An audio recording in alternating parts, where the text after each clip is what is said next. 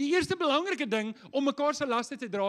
En Paulus sê dit, ons begin by die wet van Christus. En dit is iets wat ons nie eintlik baie oor praat nie, oor hierdie wet van Christus. Galasiërs 6 vers 2 sê Paulus, dra mekaar se laste en gee op hierdie manier uitvoering aan die wet van Christus. Nou wat is hierdie wet van Christus? En 'n paar van julle wat skerp is met julle gedagte gaan sê, ja, maar ons is nie meer onder die wet nie. Maar weet jy wat, dit is dalk so, maar ons is 100% onder die wet van Christus. En dis belangrik dat ek moet weet wat hierdie wet is.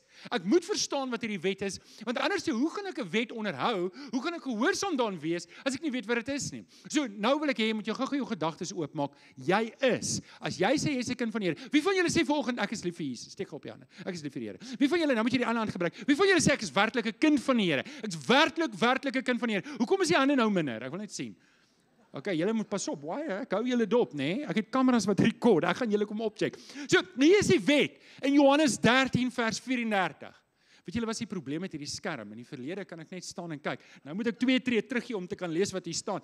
In Johannes 13 vers 34 sê, ek gee julle 'n nuwe gebod, julle moet mekaar, soos ek julle. Ons het hierdie vers die hele tyd gedoen. Met ander woorde, Jesus stel die maatstaf. Hy sê nie, hoor, julle moet mekaar net lief hê nie. Hy sê, julle moet mekaar lief hê, soos ek julle lief het. Nou kom ons maak dit persoonlik vir 'n oomblik. Ek wil hê vir 'n oomblik, maak gou toe jou oë en dink gou, hoe lief het Jesus jou? Hoe lief het die Here Jesus jou? Hoe lief het hy jou dat hy aan die kruis vir jou in jou plek gesterf het? En nou sê Jesus, so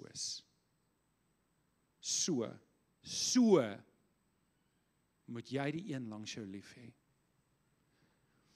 Jesus sê op 'n ander plek, Matteus 22 vers 37 tot 39, jy moet die Here jou God lief hê, met jou hele hart en met jou hele siel en met jou hele verstand. Met ander woorde, met alles. Ek moet niks terughou nie. Nou sê Jesus, dit is die grootste en die eerste gebod. Die tweede een wat hiermee gelyk staan is, jy moet jou naaste lief hê, soos jouself. Nou, vir wie se diskresie is dit? Wie bepaal, volgens wat ons nou gelees het, hoe lief ek iemand moet hê? Jesus doen. Jesus het die diskresie. En hy het klaar gesê, wat is die woord wat hy gebruik het? Soos ek jou lief het. Ek en jy het nie die reg tot eie diskresie om te besluit hoe lief ek die mense om my gaan hê nie. Dis die een uitdaging wat Christene nie behoort te hê nie. Daar is nie 'n vraag in my hart, hoe lief behoort ek jou te hê nie. Ja, maar ek hou nie eintlik van daai persoon. Ja, maar ek klik nie eintlik met daai persoon nie. Dit is totaal en al irrelevant. Al wat hier ter sprake is die kruis van Jesus. Wat hy gedoen het, is my standaard, is my bepalende faktor. Wie kan amen sê daar? Okay, so die wet van Christus beteken Christus eerste. Ek volg in sy voetspore. My oë is op hom. My oë is nie op jou nie. Wat jy doen maak nie saak nie.